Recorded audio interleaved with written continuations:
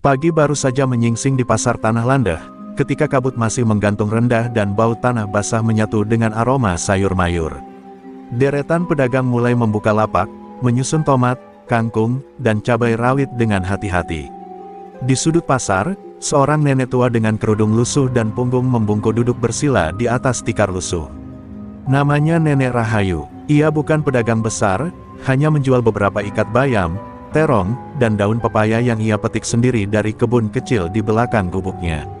Suaranya lembut, matanya teduh, tapi tubuhnya sudah renta digerogoti usia. Namun ketenangan pagi itu tidak bertahan lama. Teriakan-teriakan dan makian kasar mengoyak suasana pasar. Orang-orang mulai meminggir, buru-buru menunduk seolah tak ingin tertangkap mata oleh makhluk buas yang datang, kencur botak. Preman pasar paling ditakuti. Kepalanya licin mengilap, tubuhnya besar seperti kerbau, dan suaranya menggelegar seperti genderang perang. Ia melangkah sembari mengisap rokok kretek, mengibas-ngibaskan sarung yang dijadikan ikat pinggang, dan mengomel tak jelas tentang setoran harian. Semua pedagang kecil tahu, jika kencur datang, maka sebagian dari hasil jualan mereka hari itu akan hilang. Tak peduli kau menjual sayur atau hanya cendol keliling, kencur botak tak pandang bulu. Ia datang ke satu lapak, menendang ember air milik pedagang ikan, lalu menepuk keras meja milik penjual ayam. Uang berpindah tangan, kadang dengan makian, kadang dengan tamparan. Tak ada yang berani melawan. Polisi pasar pun pura-pura tak melihat. Seolah pasar ini adalah kerajaan kecil milik si botak preman. Langkah kencur kemudian berhenti di depan lapak kecil milik Nenek Rahayu. "Heh, Nek, hari gini jualan bayam doang. Mana setorannya, hardiknya?" Nenek Rahayu menengadah pelan, suaranya gemetar. "Kencur, maafkan nenek, dagangan belum laku, ini pun baru ditata." Namun yang didapatnya hanya tendangan ke keranjang sayurnya. Sayur berserakan, orang-orang menahan napas. Alasan, "Lo kira gua pengemis? Lo hidup di pasar gua, lo harus bayar." Seorang pemuda ojek pasar sempat hendak membantu, tapi seorang preman lain memberi isyarat untuk tidak ikut campur. Tak ada yang berani. Nenek Rahayu hanya bisa menunduk, tangannya meraba-raba sayur yang berceceran, bibirnya bergetar, tapi bukan karena takut. Di balik lirih suaranya, ia seperti sedang bergumam. Tapi tak ada yang tahu bahwa gumaman itu adalah bagian dari mantra kuno, sesuatu yang telah lama terkubur di tanah ini. Kencur meludah ke tanah, menendang keranjang terakhir hingga pecah, lalu meninggalkan lapak sang nenek dengan tertawa keras. "Lain kali jangan cuma bawa sayur, Nek. Bawa nyawa sekalian kalau nggak mau bayar," teriaknya sambil berjalan pergi. Orang-orang hanya diam, sebagian mengalihkan pandangan. Tapi langit tampak sedikit lebih kelabu dari biasanya, dan angin bertiup pelan seolah membawa sesuatu yang aneh dan tidak terlihat. Nenek Rahayu masih membungkuk, merapikan bayam dan daun pepayanya. Tak ada air mata yang keluar dari matanya, hanya sebuah senyum kecil yang muncul di sudut bibirnya. Ia menatap arah kepergian Kencur, lalu berbisik, "Tanah ini sudah menyerap cukup banyak darah, Kencur, sekarang waktunya ia memuntahkan apa yang dulu pernah ditelan." Mata tuanya menatap kosong, namun dalam hatinya, suara ribuan jeritan mulai bangkit dari dalam bumi. Ilmu rinti sewu telah dibangunkan. Keesokan harinya, pasar Tanah Landeh kembali berdenyut dalam aktivitasnya. Namun, bayangan insiden kemarin masih menempel di benak para pedagang. Beberapa dari mereka melihat Nenek Rahayu datang lebih awal dari biasanya. Ia tidak membawa banyak dagangan, hanya seikat bayam dan 2 kantong cabai rawit yang dibungkus kain tipis. Tapi yang membuat orang heran adalah matanya. Tidak lagi redup dan lelah, tapi bersinar aneh seperti bara kecil yang menyala dalam gelap.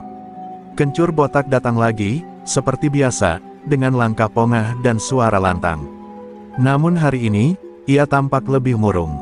Matanya sayu, wajahnya pucat meski ia mencoba menutupinya dengan gertakan kepada pedagang. Ia bahkan membentak seorang bocah penjual kerupuk yang tidak sengaja menyenggol kakinya. Tapi ada getar ketakutan dalam nadanya, seolah malam sebelumnya menyimpan sesuatu yang belum selesai. Ia bermimpi buruk, sangat buruk, suara tangisan tak berujung dan wajah-wajah asing menjerit di sekelilingnya, menyeretnya ke liang gelap. Salah satu anak buah Kencur, bernama Lembu, mencoba bercanda untuk menghiburnya, namun Kencur malah melayangkan bogem ke wajah Lembu. "Lo jangan ketawa-ketawa goblok, gua dengar suara orang nangis semalaman. Serius, kayak ada yang bisikin di kuping gua," teriaknya. Para preman lain saling pandang, mereka juga mulai merasa sesuatu yang tak wajar. Seekor kucing liar ditemukan mati tercekik di dekat lapak mereka, dan seekor burung merpati menabrak tembok pasar hingga lehernya patah. Pertanda buruk, saat Kencur berjalan ke arah lapak Nenek Rahayu, pasar mendadak lebih sepi dari biasanya. Orang-orang pura-pura sibuk, tidak ada suara tawar-menawar. Nenek Rahayu sudah duduk bersila seperti kemarin, namun kali ini ia menaruh kendi kecil berisi air di samping sayurnya. Dari kendi itu keluar uap tipis yang tidak biasa, beraroma wangi namun juga membuat kepala sedikit pening jika dihirup lama-lama. Masih jualan, Nek? Gua udah bilang, kalau lo nggak setor, gua hancurin dagangan lo semua. Bentak Kencur, tapi Nenek Rahayu tak menjawab. Ia hanya menyodorkan sekeping uang receh logam kuno yang tampak karatan. Ini setoranmu, Kencur, katanya tenang. Kencur tertawa keras. Apaan ini, receh? Lo pikir gua pengemis tua bangka? Dengan penuh amarah, Kencur mengayunkan kakinya ke kendi air di samping lapak. Tapi aneh, saat kaki kanannya menyentuh kendi itu, tubuhnya seperti ditarik mundur oleh sesuatu yang tak terlihat. Ia terjatuh dengan keras, tubuhnya kejang sejenak, lalu matanya membelalak. Dari matanya, keluar air mata darah. Jeritan kecil keluar dari mulutnya, bukan karena sakit fisik semata, tapi seolah ada ribuan suara yang menghantam pikirannya. Orang-orang mulai panik, Lembu dan preman lainnya mendekat, tapi Kencur bangkit dengan tubuh gemetar, seperti kerasukan. Mereka nangis di kepala gua. Banyak banget, teriak-teriak semua, hentikan, hentikan. Ia meronta dan berlari terbirit-birit keluar pasar.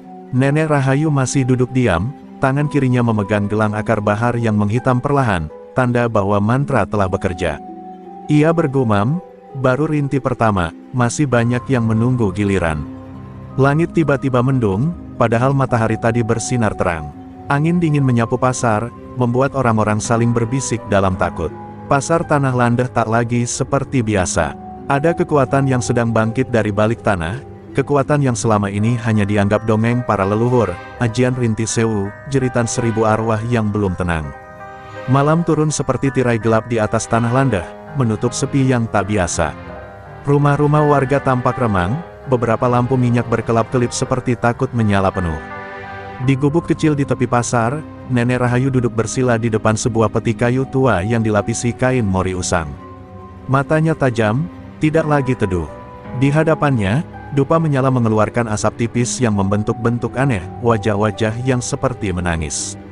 Di dalam peti itu, tersimpan kitab lusuh yang berisi aksara kuno, mantra-mantra warisan leluhur yang hanya boleh digunakan saat keadilan sudah mati. Gumaman lirih terdengar dari bibir keriputnya. Bukan doa biasa, tapi rapalan ajian kuno, yang diwarisi dari garis darah dukun perempuan desa Alas Kreweng, tempat gelap yang diyakini sebagai gerbang penghubung dunia roh dan manusia. Nenek Rahayu membuka halaman kitab bertulisan tangan, jari-jarinya berhenti pada kalimat, Sewu rinti kaula, kang kapendem tan bisa nyuwun pangapunten, bakal tangi nalika dilarani tan adil.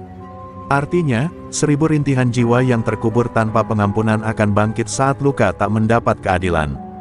Sementara itu, di sebuah rumah kontrakan sempit di pinggir pasar, Kencur botak terbangun dengan napas tersengal. Keringat membanjiri tubuhnya meski malam begitu dingin. Ia baru saja mimpi buruk, wajah nenek-nenek tua menangis sambil mencabik-cabik tubuhnya. Suara tangis mereka menusuk telinga, memanggil nama-nama asing yang belum pernah ia dengar. Tapi satu nama terus terngiang, Sukarti, Sukarti. Ia tidak tahu siapa itu, tapi suara jeritan itu membuat dadanya sesak seperti diikat kawat berduri. Kencur meraih botol arak di bawah tempat tidurnya, meneguk abis dalam satu tarikan. Ia mencoba menenangkan diri, tapi suara tangis itu tidak berhenti. Malah makin jelas, seperti berasal dari dalam rumahnya. Ia menyalakan lampu, tapi seketika itu juga lampu berkedip-kedip dan padam. Dari pojok ruangan, muncul bayangan hitam, seperti tubuh perempuan renta dengan rambut menjuntai panjang, berdiri mematung, lalu perlahan bergerak ke arahnya. Kencur berteriak histeris dan berlari keluar rumah. Ia menabrak pagar, kakinya berdarah, tapi tak peduli. Di jalan, tak ada satupun warga yang keluar meski suara teriakannya menggema. Semua rumah tertutup rapat. Warga mulai tahu, sesuatu sedang terjadi pada Kencur, sesuatu yang tak bisa ditolong manusia biasa. Para tetua pasar sudah mulai membicarakan ajian Rinti Sewu yang dulu pernah dikutuk tidak boleh dibangkitkan, karena bisa memanggil roh-roh tersesat dari 7 penjuru angin. Di dalam gubuknya, Nenek Rahayu membuka segenggam rambut yang ia ikat dengan benang merah.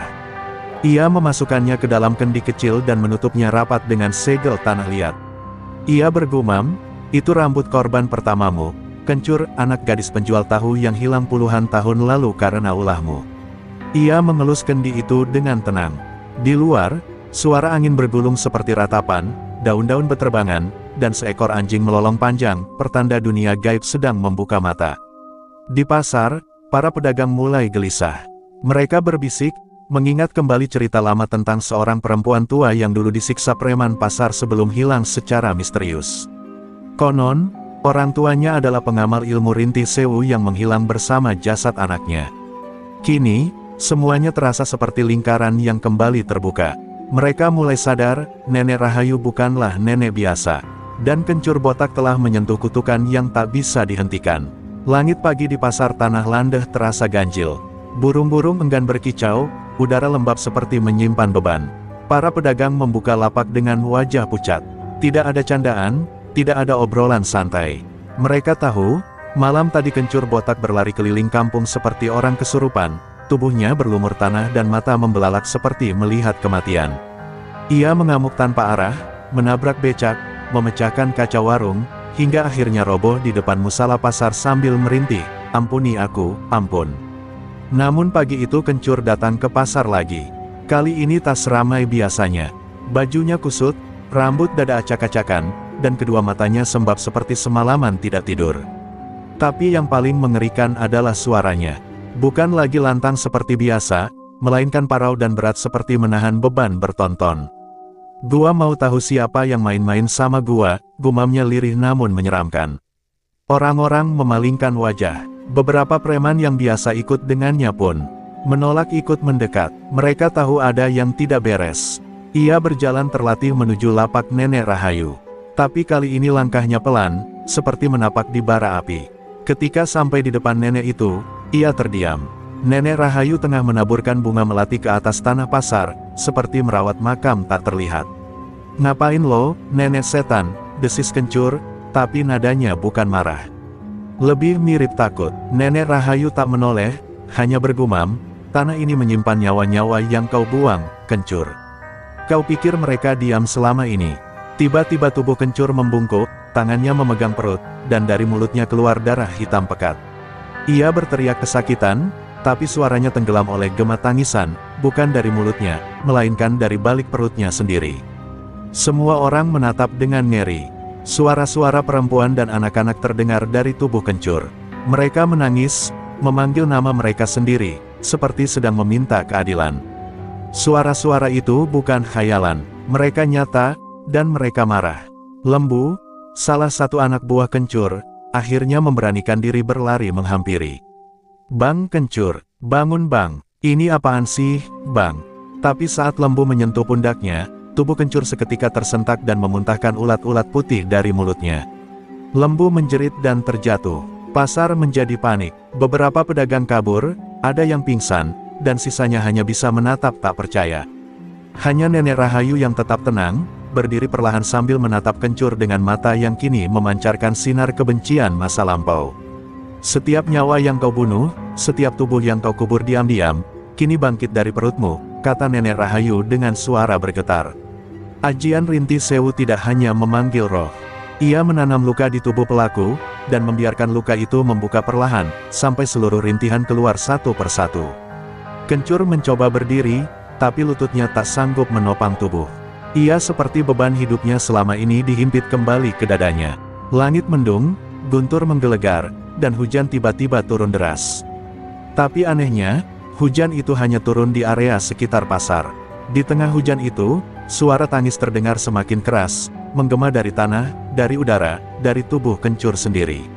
Seorang ibu tua yang lewat pasar menutup matanya dan berkata pelan, "Kutukan sudah benar-benar dimulai." Nenek Rahayu berdiri di tengah hujan, kerudungnya basah, namun wajahnya tenang. Ia menatap Kencur yang kini merangkak di tanah seperti binatang. "Kau pikir kau bisa lari dari kutukan ini? Tidak, Kencur, ini baru permulaan. Masih ada 9 arwah lagi yang menunggumu. Dan satu di antaranya adalah darahku sendiri. Hujan masih mengguyur pasar Tanah Landeh ketika malam tiba lebih awal dari biasanya. Langit mendung menggantung berat, seperti membawa tangisan dari langit ke bumi. Di sudut gelap pasar, Kencur botak duduk bersandar pada dinding kios kosong, tubuhnya gemetar. Bajunya basah kuyup, wajahnya pucat dan lebam, dan matanya kosong menatap genangan air yang memantulkan cahaya petir. Setiap kilat menyambar, bayangan wajah-wajah masa lalunya muncul dalam pantulan air, anak-anak kecil, perempuan tua, dan para pedagang kecil yang pernah ia injak tanpa ampun. Lembu dan 2 anak buahnya mendekat dengan ragu. Mereka membawa jaket dan roti, tapi Kencur menepis semuanya. "Gua nggak butuh makanan, gua butuh diam," suara itu masih ada, bisiknya. Ia menutup telinga, namun tangis dari dalam tubuhnya masih bergema. Bukan suara dari luar, melainkan jeritan dari arwah yang tertanam dalam darah dan tulangnya. Kencur tahu ini bukan halusinasi. Ia sedang dihukum, dan tak ada jalan keluar.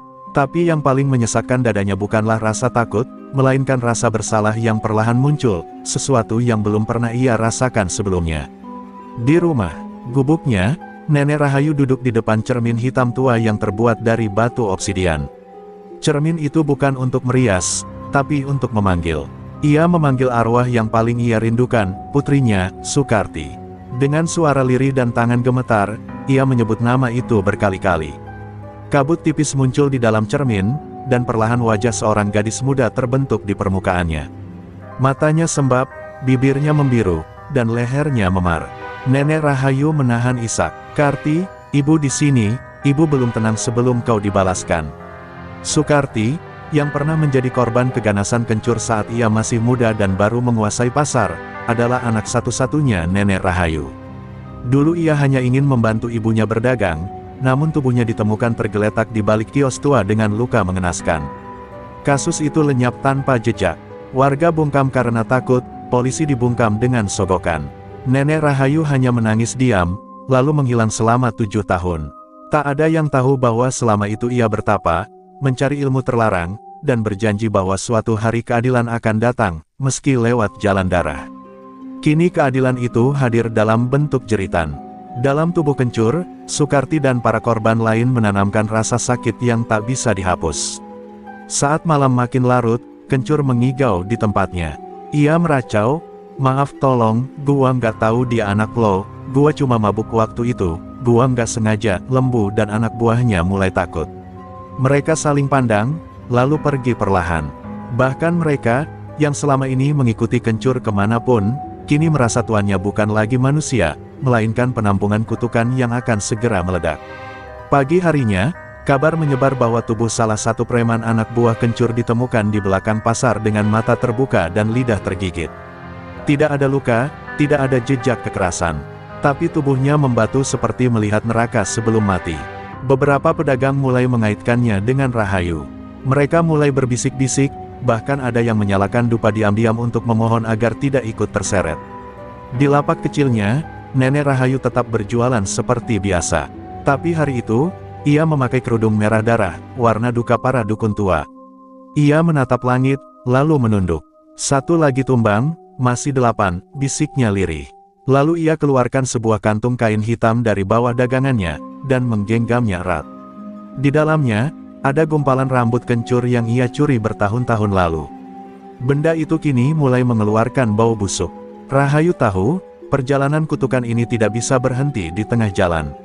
Selama arwah-arwah itu belum mengeluarkan seluruh jeritannya, Kencur akan terus dihancurkan perlahan, dari luar maupun dalam. Namun ia juga sadar, semakin kuat ajian Rinti Sewu bekerja, semakin rapuh batas dunia manusia dan arwah. Dan bila batas itu jebol, bukan hanya Kencur yang akan hancur, tapi seluruh pasar Tanah Landeh akan ikut menanggung deritanya. Pagi itu, langit pasar Tanah Landeh gelap seperti dini hari, meski waktu sudah menunjukkan lewat pukul 7. Angin dingin menusuk kulit, membawa aroma tanah basah dan bunga Kamboja layu. Para pedagang tak bersuara, membuka lapak dengan tangan gemetar. Suasana pasar berubah drastis sejak kematian Lembu, anak buah Kencur, yang ditemukan kaku dengan mata terbuka dan tubuh membatu. Tak ada satupun warga yang berani menyentuh jasadnya hingga siang menjelang. Mayat itu seolah mengandung amarah yang bisa meledak kapan saja. Kencur botak muncul di tengah pasar dengan langkah pincang dan wajah lebih suram dari hari-hari sebelumnya. Kini ia tak lagi disambut sorakan anak buah, melainkan tatapan takut dan bisik-bisik ngeri. Tangannya memegang tongkat kayu, bukan sebagai simbol kekuasaan, tapi untuk menahan tubuh yang seperti rapuh digerogoti dari dalam. Ia menatap ke arah lapak nenek Rahayu yang tetap tenang, dengan dagangan yang tertata rapi meski sepi pembeli. Entah kenapa, justru di sanalah perhatian semua orang tertuju. "Apa maumu, Nek?" Suara kencur serak, hampir putus. "Lo udah dapat balasannya, kan? Satu anak buah gua udah mati." "Cukup sampai sini," Nenek Rahayu tidak menjawab, hanya menatapnya dengan mata merah yang seperti menyimpan ratusan tangisan. Ia mengambil satu kuntum mawar hitam dari wadah kecil di depannya, lalu melemparkannya ke tanah. "Baru satu, Kencur," katanya pelan, "dan itu pun bukan arwah yang paling marah." Ucapannya seperti cambuk yang menghantam dada Kencur. Ia mundur selangkah, tubuhnya gemetar. Tiba-tiba, dari dalam pasar, terdengar suara anak kecil menangis. Semua orang menoleh, tapi tidak ada anak yang terlihat. Tangisan itu makin lama makin dekat, seperti berjalan di antara lapak-lapak kosong. Suaranya memilukan, seperti bayi yang ditinggal mati ibunya. Kencur menutup telinga, tapi suara itu justru terdengar dari dalam kepalanya. Ia berteriak, "Berhenti, cukup," tapi tak ada yang bisa ia hentikan. Tubuhnya bergetar, dan tiba-tiba ia muntah darah ke lantai pasar, lalu jatuh tersungkur. Warga panik, beberapa pedagang kabur, yang lain hanya membeku di tempat. Dari tanah tempat Kencur muntah, muncul gumpalan asap hitam yang membentuk siluet seorang perempuan muda dengan perut membesar, seorang ibu hamil. Suara tangisan makin jelas. Siluet itu menatap Kencur tanpa mata, tapi seluruh tubuhnya memancarkan amarah. "Itu Asih," bisik seorang kakek penjaga toko jam, gadis yang dulu hamil anak Kencur, tapi dibuang dan ditemukan mati di kali. Kencur merangkak, berusaha kabur, tapi bayangan itu melayang mengikuti. Suara tangisan bayi menggema dari seluruh arah, seakan setiap sudut pasar menjadi tempat arwah bersemayam. Nenek Rahayu menaburkan abu dari kendi kecil, lalu menggenggam erat liontin kuno di lehernya. "Arwah Asih takkan tenang sebelum kau merasa apa yang dia rasakan, kehilangan harapan, kehilangan anak yang tak sempat lahir," katanya dengan suara bergetar namun penuh kendali. Tiba-tiba, tubuh Kencur mematung. Ia menjerit, tangannya mencakar-cakar perut sendiri, seakan ada sesuatu yang ingin keluar dari dalamnya. Semua orang menjerit ngeri, tapi tak satu pun mendekat. Dari tubuh Kencur keluar suara tangisan bayi yang menggema hingga langit, membuat burung-burung beterbangan ketakutan. Lalu ia roboh, tak sadarkan diri, dikelilingi darah dan bunga mawar hitam yang gugur dari langit entah dari mana. Hari itu, pasar Tanah Landes sepi lebih cepat. Semua kios tutup sebelum asyar. Tak ada yang ingin tinggal lama-lama. Di sudut pasar, Nenek Rahayu menatap langit sambil menahan air mata. "Tinggal 7, gumamnya lirih. Tapi di hatinya, ia tahu, setiap langkah kutukan membawa lebih banyak luka, bahkan bagi dirinya sendiri. Karena darah yang pernah hilang, kini mulai menuntut dendam dengan harga yang tak murah." Malam itu, pasar Tanah Landes gelap gulita. Listrik padam entah karena apa, dan hujan deras mengguyur tanpa ampun. Di gubuk tuanya, Nenek Rahayu duduk di hadapan cermin batu obsidian yang mulai retak. Retakan itu bukan akibat waktu, melainkan dari beratnya arwah yang datang silih berganti, menyeruak lewat ajian rinti sewu yang ia gelar dengan darah dan air mata. Di sekelilingnya, dupa menyala dengan api kecil, mengepulkan asap yang membentuk wajah-wajah samar, Asih, lembu, dan kini, satu wajah baru yang belum muncul, tapi sudah mulai memanggil. Di tengah hujan, Kencur merintih di ranjang reyotnya. Tubuhnya penuh luka yang bukan karena pukulan, melainkan dari dalam, urat-uratnya membiru, perutnya membengkak, dan di sekujur kulitnya muncul lebam-lebam seperti dipukul oleh tangan tak kasat mata. Ia mendengar bisikan dalam tidurnya, nama-nama yang tak ia kenal tapi ternyata adalah korban-korban kecil, pedagang musiman, tukang parkir, bahkan seorang pencopet cilik yang ia gantung kakinya karena tas setor upeti. Dulu, ia tak peduli. Sekarang, suara mereka menjadi belenggu yang memelintir pikirannya. Kencur mulai halusinasi. Ia berjalan terlatih keluar dari rumahnya, tanpa sadar, menuju pasar. Hujan tidak membuatnya sadar, angin dingin tidak membuatnya menggigil. Ia seperti digerakkan oleh sesuatu yang lebih kuat dari dirinya. Di tengah pasar, ia berhenti. Genangan air di bawah kakinya memantulkan wajah-wajah yang ia kira sudah mati. Tapi satu wajah membuatnya jatuh terduduk, wajah seorang lelaki tua dengan sorban putih dan luka menganga di pelipisnya.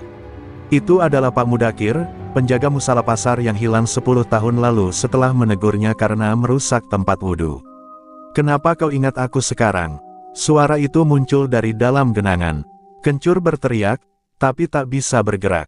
Tangannya seperti ditarik oleh lumpur yang hidup. Suara lonceng musala berdentang, padahal tak ada orang yang membunyikannya. Sekujur tubuh Kencur seperti terbakar oleh kenangan yang selama ini ia kubur. Ia ingat bagaimana ia menginjak kepala Pak Mudakir, lalu membuang tubuhnya ke gat belakang pasar. Tidak ada yang tahu, karena semua orang memilih diam. Siluet Pak Mudakir berdiri di atas genangan air, dengan mata yang kosong namun menyala. "Kau telah membunuh lebih dari tubuh, Kencur, kau membunuh nilai yang seharusnya dijaga tempat ini." Dan saat itulah, seluruh pasar berubah. Suara azan terdengar, tapi nadanya lirih dan getir, seperti ditangisi arwah. Lampu-lampu kios yang tadinya padam, menyala satu persatu dengan cahaya merah menyala. Pasar bukan lagi tempat jual beli. Malam itu, pasar berubah menjadi medan penebusan dosa. Nenek Rahayu tersentak dari semadinya. Cermin batu di depannya pecah seluruhnya, menghamburkan asap ke langit-langit. Ia berdiri terhuyung, darah keluar dari hidungnya. Arwah ketiga datang terlalu cepat, kekuatannya terlalu besar, gumamnya sambil berpegangan pada dinding. Ia tahu, ini bukan sekadar pembalasan dendam. Ini adalah gerbang. Bila tidak ia tutup segera, kutukan bisa berubah menjadi bencana yang melibatkan banyak jiwa tak berdosa. Sementara itu, Kencur berlutut di tengah pasar. Dari langit, bukan hujan yang turun, melainkan tetesan darah yang menimpa wajahnya. Ia menangis, tapi tak ada yang mendengarnya. Ia berteriak memanggil nama-nama yang tak pernah ia pedulikan. Dan dari bawah tanah, suara guntur terdengar. Bukan guntur dari langit, tapi dari dalam bumi. Tanah mulai retak di bawah kakinya, dan dari celah-celah itu muncul tangan-tangan hitam yang merayap, mencakar-cakar tubuhnya dengan kuku tajam dan dingin seperti baja.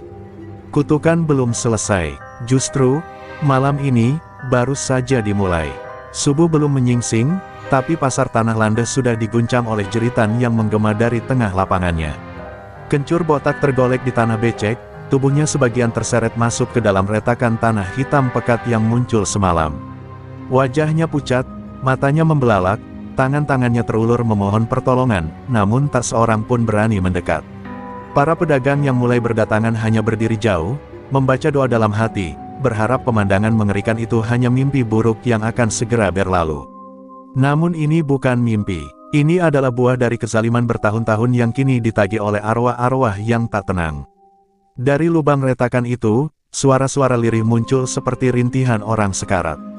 "Bayiku, kembalikan bayiku, kakiku, dia potong kakiku, aku hanya minta nasi, bukan pukulan."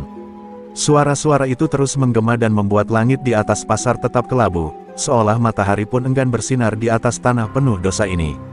Nenek Rahayu tiba dengan langkah terlatih. Ia mengenakan kain putih lusuh dan membawa kendi berisi air dari mata air Gunung Merapi, air keramat terakhir yang ia simpan sejak pertapaannya bertahun-tahun lalu. Ia menatap tubuh Kencur yang masih meronta, lalu menatap langit. "Kau tak bisa kabur dari Rinti Sewu, Kencur, tapi aku juga tak ingin pasar ini berubah jadi ladang arwah gentayangan." Suaranya lirih namun penuh kekuatan batin. Ia tahu, bila kutukan ini dibiarkan terus, bukan hanya Kencur yang akan terseret, tapi semua orang di pasar ini juga akan ikut menuai malapetaka. Dengan hati-hati, ia menumpahkan air dari kendi itu ke tanah yang retak. Segera, suara rintihan mendesis seperti terbakar. Tangan-tangan hitam yang mencengkeram tubuh Kencur mulai menarik diri, meronta kesakitan. Kencur menjerit keras, darah memancar dari mulut dan hidungnya, namun tubuhnya tertarik kembali ke permukaan. Tidak sepenuhnya untuk diampuni, namun untuk memberi kesempatan terakhir, menyaksikan sisa kutukan yang belum selesai. "Kenapa lo nyelamatin gua, Nek?" Suara Kencur parau, lemah, tubuhnya penuh luka dan tanah. "Gua nggak nyelamatin lo," jawab Rahayu dingin, "gua nyelamatin orang-orang pasar ini. Lo masih harus nonton semuanya sampai selesai." Belum semua korban bicara, ia kemudian memutar sebuah kalung kayu kecil yang ada di lehernya, kalung milik Sukarti, anak sematawayangnya, yang mati mengenaskan karena kencur di masa lalu. Air mata menetes, namun bukan karena kelembutan, melainkan karena dendam yang terlalu dalam untuk bisa kering. Sejak saat itu, Kencur tak bisa pergi jauh dari pasar. Kakinya lumpuh, tubuhnya lemah, dan ia hanya bisa duduk di sudut dekat tempat sampah, seperti bayangan masa lalu yang dikutuk untuk hidup. Setiap malam, suara rintihan datang menghantui tidurnya, membuatnya menjerit, memohon ampun, lalu pingsan sendiri. Warga tak berani mengusirnya, karena mereka tahu, lelaki itu bukan lagi sekadar manusia. Ia adalah bejana penderitaan, tempat berkumpulnya nyawa-nyawa yang pernah dihinakan. Pasar Tanah Lande berubah menjadi lebih tenang, tapi sunyinya bukan karena damai, melainkan karena takut. Semua orang berbicara lirih, dan tak satu pun berani membuka lapak di dekat tempat Kencur biasa duduk.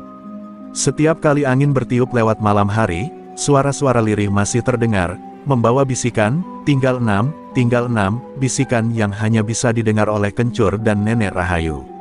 Mereka berdua tahu, perjalanan ini belum selesai. Dan tiap arwah yang belum bicara, akan kembali dengan tangisan yang lebih mematikan. Hari berganti, namun udara di pasar Tanah Lande masih dipenuhi aura kematian. Matahari seperti enggan menyinari lapak-lapak yang basah oleh darah masa lalu.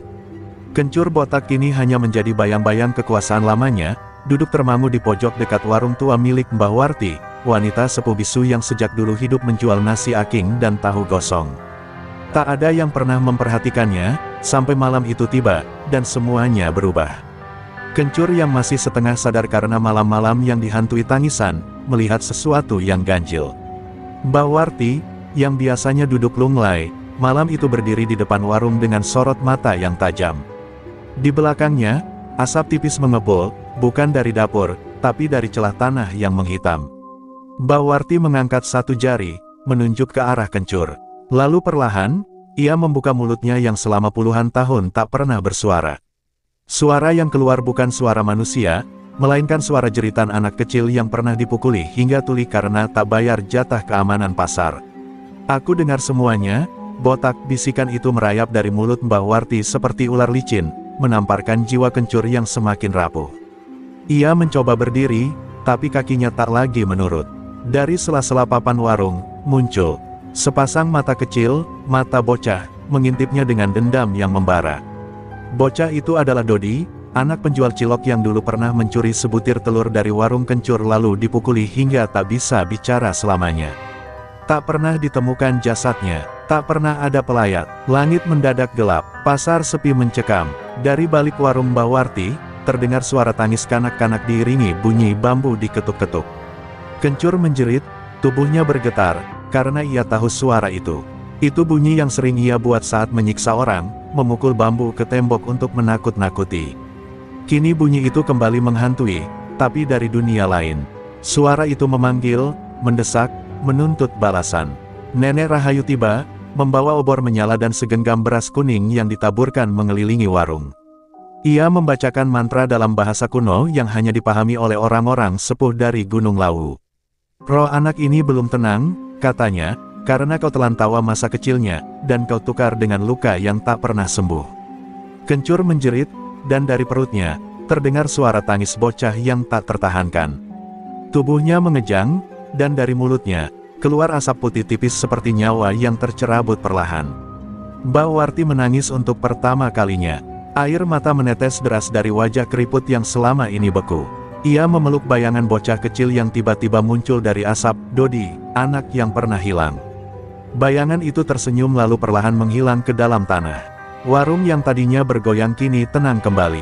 Namun tanah di bawahnya telah berubah menjadi merah tua, seperti basah oleh darah yang tak terlihat. Kencur terkapar, tubuhnya lebih kurus dari sebelumnya. Ia menangis, memohon ampun kepada siapapun yang sudi mendengar. Tapi Nenek Rahayu menatapnya dingin. Masih 5, Kencur, 5 suara lagi yang akan datang, membawa luka yang lebih dalam. Jangan harap kematian akan cepat datang padamu. Suara petir menggelegar di kejauhan. Hujan mulai turun, dan setiap tetesnya terasa seperti siksaan. Di balik derasnya hujan itu, suara anak-anak kecil terdengar menyanyikan lagu pasar yang dulu sering dinyanyikan Dodi. Sayur asam 500, jangan lari, nanti nangis, nanti dipanggil kencur, lalu hilang selama-lamanya. Malam itu, hujan turun seperti cucuran air mata langit yang sudah lelah menyaksikan kebusukan manusia. Di pasar Tanah Landah, tak satu pun kios berani buka. Semua pedagang memilih pulang cepat setelah kabar angker menyebar. Sosok anak kecil berbaju sekolah sering terlihat duduk di atap warung Mbah Warti sambil bersenandung lagu pasar. Kencur botak masih duduk di sudut gelap, tubuhnya tinggal tulang dan kulit, mata memerah menatap kosong ke depan. Tapi malam ini ada yang berbeda, genteng warung di depannya bergetar perlahan. Dari balik kabut hujan, muncul sosok hitam legam berdiri tegak di atas warung. Bukan manusia, bukan pula makhluk biasa. Sosok itu tinggi, kurus, dan memakai topi petani robek yang familiar. Kencur tercekat. Ia mengenali siluet itu, Jampang, lelaki separuh gila yang dulu menjadi pengamen di pasar, yang dipukuli hingga tulang rusuknya patah karena tak mau bayar jatah ke Kencur. Ia mati di belakang pasar, tubuhnya ditutupi karung sampah, dan dilupakan oleh semua orang. Tapi malam ini, Jampang kembali. Sosok itu turun perlahan dari atap, tidak melompat, tapi seperti mengambang, menapaki angin. Ia berhenti tepat di depan Kencur, wajahnya rusak separuh, dengan mata kanan melotot dan lidah terjulur panjang. Tanpa bicara, ia memegang bahu Kencur, dan saat itu juga tubuh si preman menegang. Sekujur tubuhnya merasakan tulang-tulangnya retak satu demi satu, seperti bayangan dari masa lalu yang kini dibayar tunai. Ia ingin berteriak, tapi tak bisa. Hanya napas tersendat dan air mata darah yang mengalir. Nenek Rahayu datang terlambat. Ia membawa seikat rambut kelapa dan 2 biji kluwih kering, benda-benda peninggalan guru spiritualnya yang bisa memutus kontak roh pemarah dengan dunia manusia. Tapi aura malam terlalu kuat. Sosok Jampang menoleh kepadanya, dan hanya dengan lirikan, Rahayu terdorong hingga tubuhnya terpental ke tumpukan peti busuk. Ia batuk darah, namun masih tetap berdiri. Ini bukan sekadar kutukan lagi, ini pembukaan gerbang, gumamnya lirih. Di dalam pasar, api menyala tanpa sebab. Obor-obor tua yang sudah puluhan tahun mati tiba-tiba menyala, dan membentuk lingkaran di tengah pasar. Sosok-sosok lain mulai bermunculan, wajah-wajah kusut, tubuh-tubuh rusak, anak-anak kecil dengan perut kembung dan mata kosong. Mereka semua diam, berdiri mengelilingi Kencur. Ini bukan sekadar penghakiman, ini adalah pemanggilan akbar dari jiwa-jiwa yang mati dalam ketidakadilan. Dan mereka semua punya satu tujuan, menyeret si biang kerok ke tempat di mana cahaya tak lagi mengenalnya. Satu suara menggema keras dari tengah kerumunan. Suara perempuan muda, lirih namun penuh luka. Ingat aku, Kencur. Dari kerumunan itu melangkah sosok Sari, gadis muda penjual lontong yang dulu dicaci, dipalak, dan dipermalukan oleh Kencur hingga bunuh diri. Wajahnya pucat, lehernya memar biru, dan matanya penuh kemarahan yang tak bisa diukur. Ia mendekat dan menyentuh dada Kencur, membuat jantung lelaki itu berdetak kencang, lalu berhenti sejenak. Dunia seolah sunyi. Ketika jantung itu kembali berdetak, Kencur terbangun dari pingsannya. Ia mendapati dirinya di tempat yang aneh, pasar yang sama, tapi sepi, tanpa suara, tanpa warna, dan semuanya abu-abu. Ia berjalan, terlatih, tak tahu kemana. Namun dari setiap lapak yang ia lewati, muncul suara-suara yang ia kenal, jeritan, tangisan, rintihan. Ia berada di antara dunia. Dunia orang-orang yang ia hinakan. Dunia yang kini memenjarakannya. Dan dari kejauhan, suara Nenek Rahayu menggema, 5 sudah datang, tinggal 4 lagi, dan semuanya akan datang bersamaan. Pasar Tanah Landah tak pernah sama setelah malam itu. Para pedagang tak lagi menyebut nama Kencur. Ia masih ada di sana, di sudut gelap, tak terlihat mata, tapi sesekali terdengar suara rintihannya di malam sepi, seperti bayangan yang tak mau pergi. Legenda pun mulai menyebar, siapapun yang meludah di lantai pasar tanpa hormat, akan melihat bayangan botak memelototinya dari dalam cermin sayur mayur. Karena dendam, belum selesai. Dan neraka, belum sepenuhnya terbuka. Subuh menjelang dengan dingin yang menggigit tulang. Pasar Tanah Landah masih tampak murung, tak ada suara tawa, tak ada suara tawar-menawar. Di salah satu sudut pasar, lapak tebu milik almarhum Bu Lestari berdiri tak terurus, dipenuhi debu dan jaring laba-laba. Tapi pagi itu, warga dikejutkan oleh suara tangis bayi dari dalam keranjang anyaman yang biasa digunakan untuk menaruh tebu. Bayi itu terbungkus kain lusuh berwarna merah darah, dan wajahnya menyerupai seseorang yang sudah lama hilang dari pasar ini. Kencur yang kini tinggal tulang dan kulit, duduk gemetar dalam bayang-bayang lapak tua, merasa darahnya berhenti mengalir saat melihat bayi itu. Ia mengenali gurat wajah itu. Itu anak Bayu, penjaga malam pasar yang mati secara misterius setelah istrinya dibakar kiosnya sendiri karena dituduh mencuri rokok oleh Kencur. Bayi yang seharusnya mati dalam kebakaran itu kini kembali, tak lagi sebagai daging dan darah, tapi sebagai roh yang terlahir untuk membawa kesedihan terakhir. Bayi itu menangis dengan nada aneh, seolah tak berasal dari mulut bayi, melainkan dari mulut ratusan korban yang berdesak-desakan minta keadilan. Para pedagang berlarian ketakutan. Nenek Rahayu datang dengan wajah muram, membawa secarik kain doa peninggalan Kiai Sepuh, gurunya. Ini bukan anak biasa, ini adalah wadah tempat roh-roh paling sakit ditampung, ucapnya lirih, sambil memejamkan mata dan menaburkan bunga kantil kering ke arah bayi itu. Tapi bayi itu justru diam, menatap Rahayu dengan mata merah membara. Tiba-tiba, angin berhembus kencang. Lapak-lapak beterbangan. Suara jeritan terdengar dari dalam sumur tua di belakang pasar, sumur yang sudah puluhan tahun ditutup sejak 3 pemulung ditemukan mati mengambang di dalamnya. Kencur jatuh tersungkur, dan dari tubuhnya keluar darah hitam kental yang membentuk nama-nama di lantai, Bayu, Lestari, Sulastri, dan entah berapa lagi. Nama-nama itu menyala seperti bara api, menandai mereka yang belum mendapatkan keadilan dari lelaki botak itu.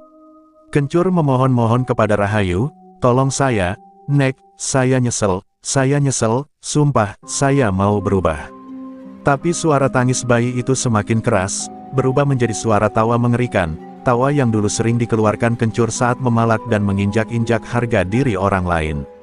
Sekarang, tawa itu menjadi gema neraka yang tak kunjung reda, menghantui pikirannya, merusak kewarasan yang tersisa.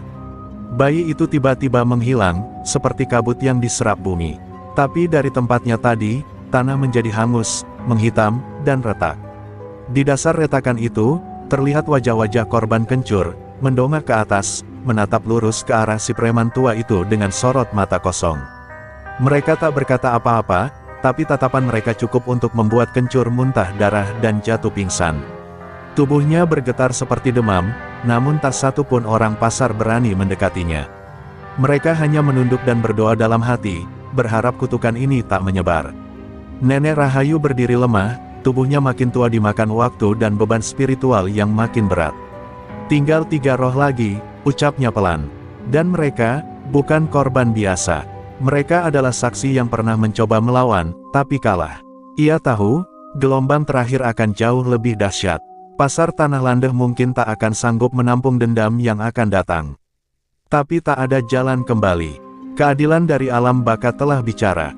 Dan Kencur botak, kini harus membayar bukan hanya dengan tubuh, tapi dengan jiwanya yang akan dicabik sedikit demi sedikit. Malam itu hujan turun deras, seolah langit tak sanggup lagi menahan air mata dunia arwah yang tak tenang. Di pojok pasar yang gelap, tubuh Kencur botak menggigil dalam lumpur. Suara-suara dari masa lalu terus berdentang di telinganya, jeritan, rintihan, dan denting lonceng kecil yang membuat darahnya beku. Itu suara yang tak mungkin ia lupakan.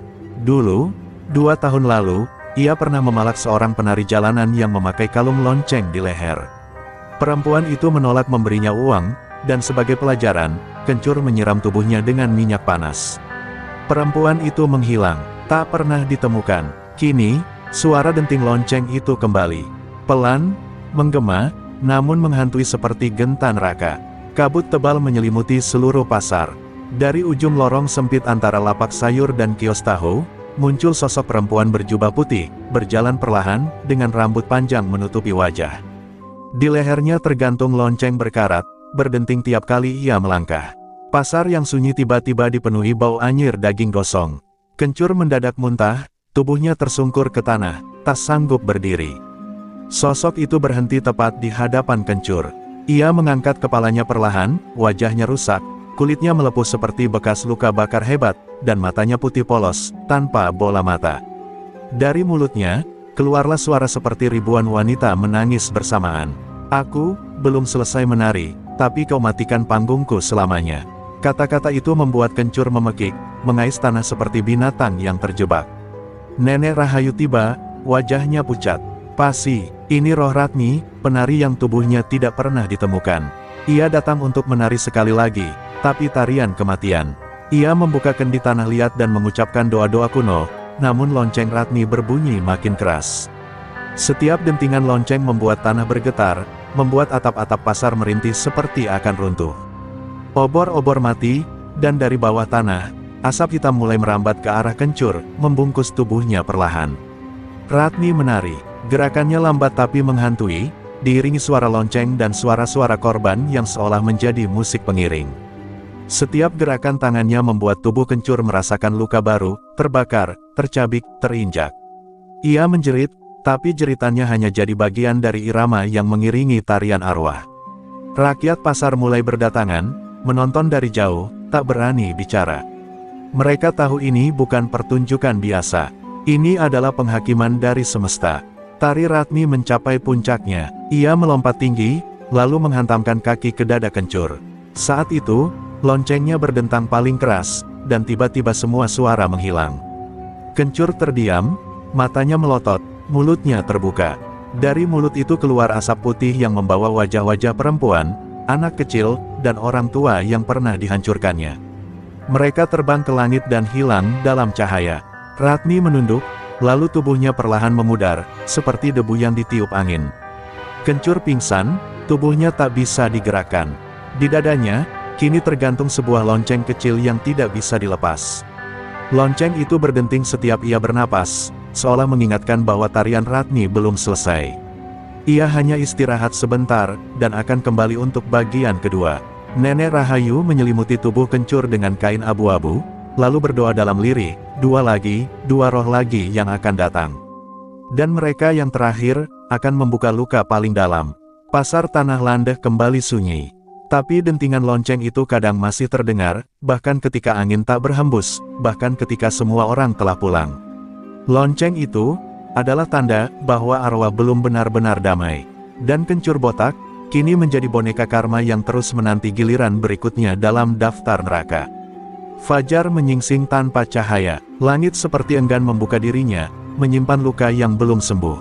Di pasar Tanah Landah, deru angin menyusuri lorong-lorong sempit bagai bisikan yang membangunkan kenangan lama. Kencur botak kini hanya mampu meringkuk di bawah terpal lapuk. Tubuhnya dibalut luka tak kasat mata, dan di lehernya masih tergantung lonceng Ratni yang berdenting setiap kali ia menarik napas, mengingatkannya bahwa kematian belum selesai. Tapi pagi itu, ada sesuatu yang lebih dingin dari hujan. Bau amis darah menyelinap di udara. Nenek Rahayu, yang kini semakin ringkih, tahu, roh berikutnya telah bangkit. Dari arah gudang tua tempat karung-karung goni disimpan, terdengar suara seretan. Pelan, berat, seolah sesuatu diseret paksa dari alam lain.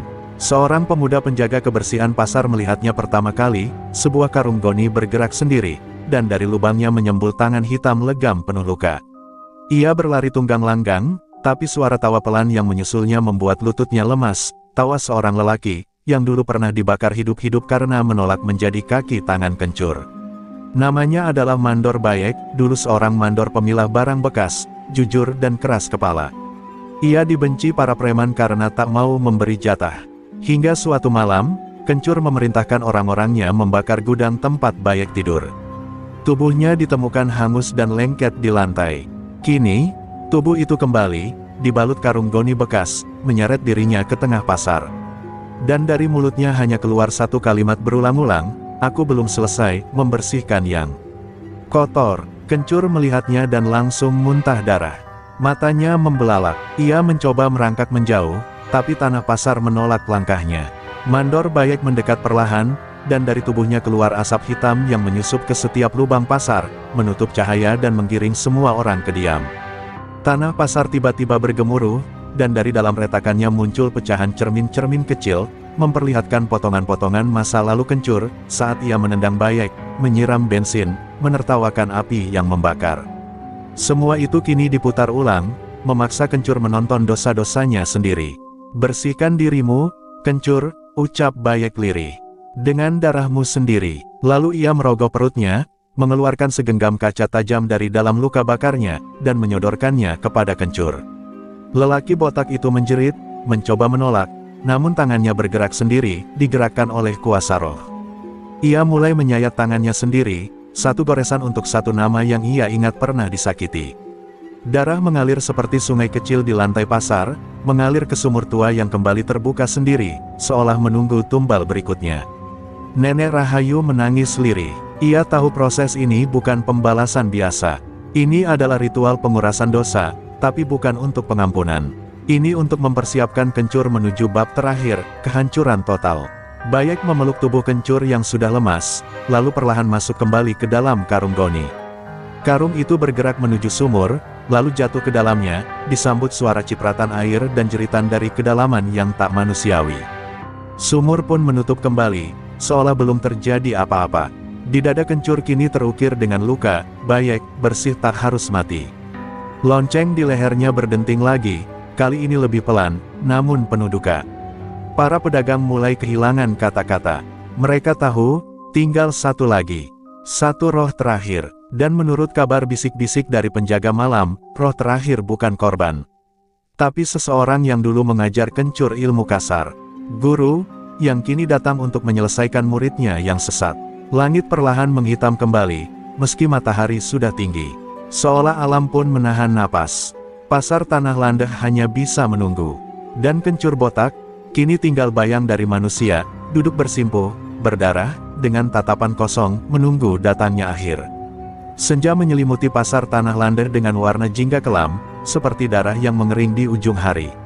Semua pedagang sudah tak berani berjualan, meninggalkan lapak-lapak kosong yang kini seperti kuburan terbuka.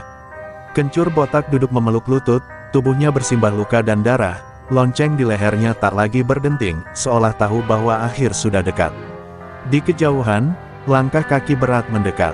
Tapi berbeda dari roh-roh sebelumnya, langkah ini tidak menggertak, tidak membawa kabut, tidak menyeret arwah. Langkah ini tenang, seperti seorang ayah yang datang untuk mengadili anak durhaka. Dari bayangan lorong tua, muncul seorang lelaki tua berjubah hitam dengan tongkat kayu berukir kepala ular. Wajahnya keriput, namun matanya masih setajam dulu. Dialah Mbah Gondo, guru silat dan ilmu tenaga dalam yang dulu pernah membesarkan Kencur. Lelaki itu dikenal sakti, pernah menyelamatkan banyak warga dari perampokan dan kerusuhan. Tapi 13 tahun lalu, ia menghilang secara misterius setelah berselisih dengan Kencur yang saat itu mulai menyelewengkan ilmu untuk menindas. Banyak yang bilang ia telah mati. Namun nyatanya, ia hanya menunggu waktu. Kencur bergetar hebat. Guru, ucapnya pelan, setengah isak. Tapi wajah Mbah Gondo tak menunjukkan belas kasih. Jangan sebut aku guru. Kau bunuh kehormatanku saat kau pakai ilmu untuk menindas orang miskin. Ilmu bukan untuk menyiksa, tapi untuk menjaga. Tapi kau pakai ajaran ini untuk jadi raja. Kecil di atas penderitaan rakyat. Suaranya menggelegar, tapi tak mengandung amarah. Justru, penuh luka dan kecewa mendalam, yang jauh lebih menyakitkan. Mbah Gondo menancapkan tongkatnya ke tanah. Dari ujung tongkat itu keluar percikan cahaya merah, menyusup ke dalam tanah, membentuk lingkaran api di sekitar tubuh Kencur. Ini adalah gelanggang akhir. Disinilah kau harus mengembalikan semua tenaga yang kau curi dari penderitaan orang lain. Kencur menjerit, tubuhnya tertarik oleh kekuatan tak terlihat. Urat-uratnya menyembul, dan dari pori-porinya keluar asap hitam, ilmu kotor yang selama ini ia simpan, kini dipaksa keluar seperti nanah dari luka busuk. Nenek Rahayu hanya bisa menyaksikan dari jauh, menggenggam tasbihnya sambil menangis. Ia tahu, ilmu Rinti Sewu tak akan berguna untuk melawan Mbah Gondo. Ini bukan tentang balas dendam lagi. Ini tentang penebusan. Tapi penebusan tak selalu datang dengan keselamatan. Kadang, penebusan hanya datang untuk menghabisi sisa-sisa kehormatan. Kencur menjerit seperti hewan terluka. Tubuhnya perlahan mengecil, tulangnya patah, kulitnya mengelupas.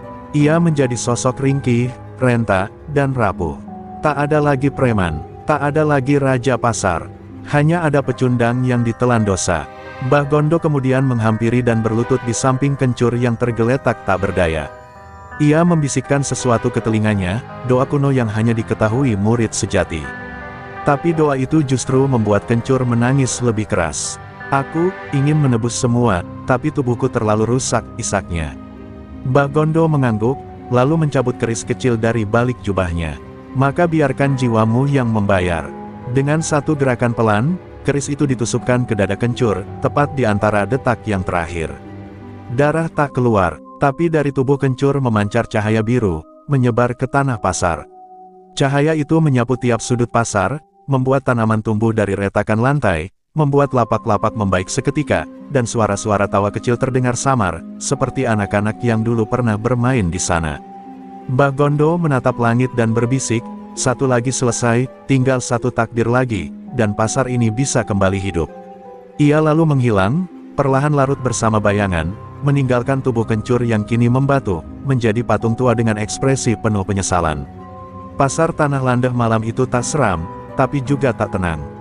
Karena semua tahu, masih ada satu roh terakhir. Roh yang bukan hanya datang membawa luka, tapi membawa rahasia yang bisa mengubah segalanya. Rahasia siapa sebenarnya yang memulai semua bencana ini. Dan pasar bersiap untuk penghakiman pamungkas. Malam terakhir tiba di Tanah Landah. Udara begitu sunyi, seolah semua suara telah lenyap dari dunia. Tak ada angin, tak ada nyanyian jangkrik, tak ada detak waktu. Tubuh Kencur botak telah membatu di tengah pasar, wajahnya menengadah ke langit, menyimpan penyesalan yang tak sempat ditebus. Namun, tanah masih bergetar pelan, seakan bumi sendiri tahu, belum selesai. Masih ada satu roh, satu kutukan, satu kekuatan yang selama ini menunggu saatnya bangkit. Dan malam itu, Rinti Sewu memanggilnya. Nenek Rahayu duduk bersila di depan kendi tanah liat yang tertutup daun pisang kering. Wajahnya kini penuh garis waktu, tapi matanya tetap tajam. Ia tahu ini saatnya menuntaskan semuanya. Ia buka kendi itu perlahan, dan dari dalamnya mengepul kabut putih seperti asap dupa. Di dalam asap itu, muncul wajah-wajah mereka yang pernah dibunuh oleh kekejaman pasar ini, bukan hanya oleh Kencur, tapi juga oleh sistem yang diam, oleh orang-orang yang tutup mata. Suara mereka menyatu dalam lengkingan rintih yang menyayat hati, itulah suara sejati Rinti Sewu.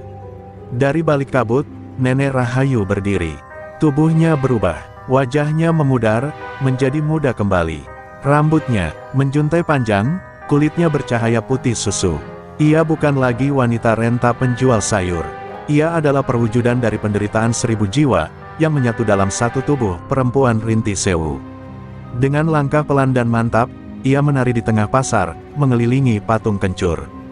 Gerakannya seperti air, namun setiap hentakan kakinya menggetarkan bumi. Setiap liukan tangannya memanggil roh-roh lama, dan langit pun bergemuruh. Warga pasar yang menonton dari kejauhan tak bisa menahan air mata. Mereka melihat semua, bagaimana dosa-dosa mereka sendiri ikut berperan dalam menciptakan Raja Preman seperti Kencur. Mereka ingat, dulu mereka membiarkan Rahayu disiksa, membiarkan Bayek dibakar, membiarkan Ratmi mati sia-sia. Kini mereka melihat bahwa bukan hanya satu orang yang bersalah, tapi seluruh sistem pasar yang membusuk. Dan tarian Rinti Sewu malam itu bukan hanya balas dendam, tapi pengadilan besar atas semua yang diam saat kejahatan terjadi. Tiba-tiba, patung Kencur retak. Cahaya merah keluar dari celahnya, dan dari tubuh batu itu muncul bayangan hitam besar, cerminan jiwa Kencur yang telah menghitam, dipenuhi kebencian dan ketakutan. Bayangan itu meraung dan mencoba kabur, tapi Nenek Rahayu menari lebih cepat, kini tubuhnya melayang, mengitari bayangan itu. Dengan satu putaran terakhir, ia menebaskan lengan ke arah bayangan, dan dari ujung jarinya keluar cahaya perak yang menembus jantung kegelapan itu. Bayangan Kencur menjerit keras, lalu meledak menjadi ribuan kupu-kupu hitam yang terbakar di udara. Tanah pasar mendadak tenang, udara kembali mengalir, tapi ada yang berbeda, warna tanah menjadi lebih terang, bunga liar tumbuh dari sela-sela retakan, dan suara-suara kehidupan kembali terdengar. Nenek Rahayu turun perlahan, tubuhnya melemah. Ia kembali menjadi tua, kembali menjadi manusia biasa. Ia tersenyum kecil, lalu menunduk. Sudah cukup, kutukan selesai, dendam selesai, yang tertinggal kini hanyalah pengampunan. Pagi menjelang, matahari pertama kali bersinar cerah setelah bertahun-tahun. Pedagang mulai kembali membuka lapak, dan di tengah pasar, patung Kencur yang sudah hancur digantikan oleh tugu kecil bertuliskan, "Di sini, pasar pernah berdarah." Tapi juga di sini, manusia belajar untuk berubah. Dan Nenek Rahayu, ia pergi diam-diam, meninggalkan pasar tanpa jejak, hanya menyisakan kendi kosong yang tak lagi mengeluarkan rintihan. Karena kini, Rinti Sewu telah menari untuk terakhir kalinya. Dan bumi pun akhirnya bisa bernapas dalam damai.